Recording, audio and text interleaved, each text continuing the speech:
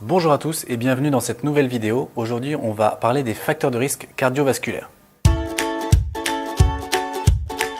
Si je vous demande aujourd'hui quelle est pour vous la définition de la bonne santé, il y aura autant de réponses que de personnes. Ça peut être bien physiquement, être bien dans sa tête, profiter de la vie, ou tout simplement ne pas être malade, ne pas prendre de médicaments. Chacun a sa propre définition de la bonne santé.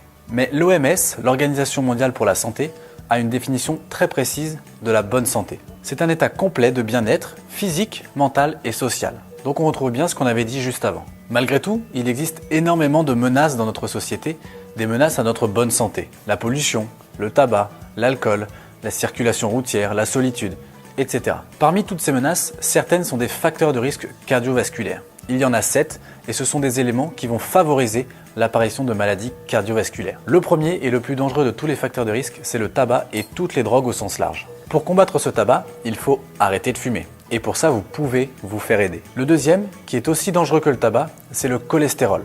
Mais on en parlera un tout petit peu plus tard dans la vidéo. Le troisième, c'est l'hypertension artérielle.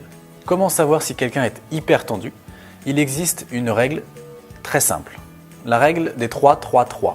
Il s'agit de prendre 3 fois sa tension, 3 fois dans la journée, sur 3 jours. Il suffit de faire la moyenne de toutes ces tensions, et si elle est supérieure à 14,8, alors on peut parler d'hypertension artérielle.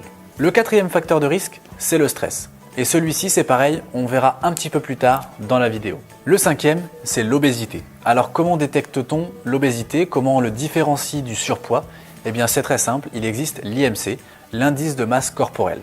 Pour le calculer, il suffit de faire le poids sur la taille au carré, la taille étant en mètres, et vous obtenez un indice. Si cet indice est supérieur à 30, alors, encore une fois, on peut parler d'obésité. Sachez tout de même qu'entre 25 et 30, on parle cette fois-ci de surpoids. L'avant-dernier facteur de risque, c'est le diabète, ou plus précisément les complications du diabète. Pour lutter contre ces conséquences, et seulement si vous êtes diabétique, il y a 3 choses très importantes à faire. Suivre votre traitement à la lettre, voir régulièrement votre médecin et contrôler votre hémoglobine glyquée. Le dernier facteur de risque, c'est la sédentarité. C'est le fait de ne pas faire d'activité physique régulière. Pour lutter contre la sédentarité, il suffit de faire de l'activité physique. Pour savoir quelle activité faire et surtout comment la faire, eh bien nous en parlons dans une autre vidéo, la vidéo sur l'activité physique et les voyages. Comme promis, je vais vous parler du cholestérol.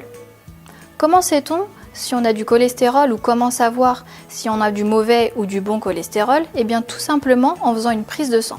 Sur votre prise de sang, il faut donc regarder votre bilan lipidique. Ce qu'il faut regarder sur votre prise de sang ou votre bilan lipidique, c'est le cholestérol total, HDL plus LDL. Le HDL, c'est le bon cholestérol, c'est le cholestérol qui vous protège.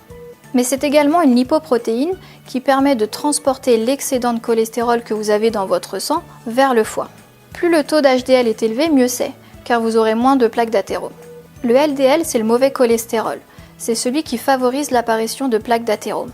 Le LDL, c'est aussi une lipoprotéine qui transporte le gras du foie vers nos cellules. En cas de cholestérol familial, il faut savoir que le LDL est produit en trop grande quantité par votre organisme. Il est indispensable de prendre des statines. La norme du LDL peut varier en fonction des risques cardiovasculaires que vous avez. C'est sur les résultats de prise de sang que vous pouvez retrouver ce tableau. Quant aux triglycérides, c'est une autre catégorie de lipides. Elle est aussi associée à la survenue de plaques d'athérome, mais de façon moins nette que le cholestérol. Pour les triglycérides, plus c'est bas, mieux c'est. De manière générale, si vous voulez diminuer votre taux de cholestérol, il faut éviter certains aliments. Le jaune d'œuf, le foie gras, les abats, les œufs de poisson et les têtes de crustacés. Donc moi je vais vous parler du stress. Le stress, qu'est-ce que c'est ?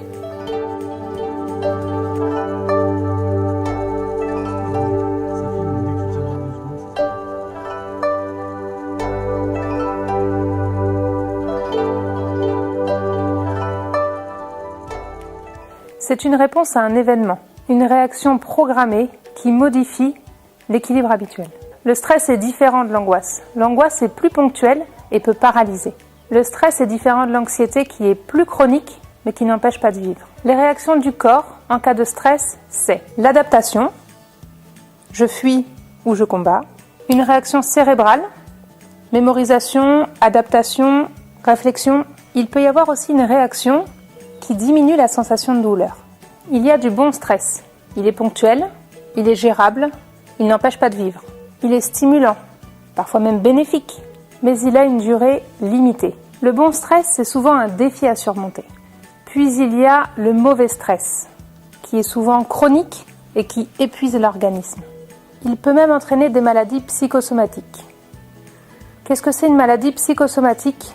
C'est une maladie réelle, qui est ressentie avec des symptômes physiques, mais qui vient d'un stress cérébral. Le mauvais stress peut amener de l'eczéma, des ulcères, des allergies. Il peut même provoquer un diabète et de l'hypertension artérielle. En cas de stress, il y a 3 phases. La première phase, c'est la phase d'alarme. Le corps produit de l'adrénaline, ça permet de prévoir un plan d'attaque. On augmente la fréquence cardiaque et la tension artérielle. Deuxième étape, la résistance. Là, le corps va produire du cortisol. Ça va permettre d'augmenter le taux de sucre et du coup de passer à l'attaque. Il peut y avoir une troisième phase qui n'est pas systématique, mais qui arrive souvent en cas de mauvais stress. C'est la phase d'épuisement. En cas de stress chronique, le corps va produire de l'énergie, de l'adrénaline, du cortisol, mais quand c'est trop souvent, le corps s'épuise. Les causes du stress, il y en a plein, elles sont multiples et elles sont propres à chacun. Il y a des causes externes, ça peut être le travail, les horaires, un deuil par exemple. Il peut y avoir aussi des causes internes, une maladie par exemple. Certains peuvent avoir une personnalité exigeante ou perfectionniste, ça peut engendrer du stress. Les conséquences du stress chronique, il y en a plein. Troubles du sommeil, perte de l'appétit, fatigue générale, baisse du système immunitaire, une certaine irritabilité, une augmentation des addictions, une baisse de la concentration et parfois un risque de dépression. Alors, comment mieux gérer son stress? Première chose, une bonne hygiène de vie. Une activité physique régulière. Préférez une activité ludique qui vous plaît. Savoir dire non et prendre son temps. Il faut savoir aussi demander de l'aide, parfois. Il existe également certaines techniques. L'hypnose, la sophrologie, la psychothérapie, en cas de besoin. Voilà, c'est tout pour le stress. En plus des 7 facteurs de risque que l'on a vus, il y en a d'autres dont on n'a pas parlé. L'hérédité, l'âge, le sexe, qui sont des facteurs qui sont non modifiables. C'en est fini pour cette vidéo. Si vous avez des questions, n'hésitez pas à les poser mardi. Il y a un petit créneau qui est prévu à cet effet. En attendant, entraînez-vous bien et à mardi!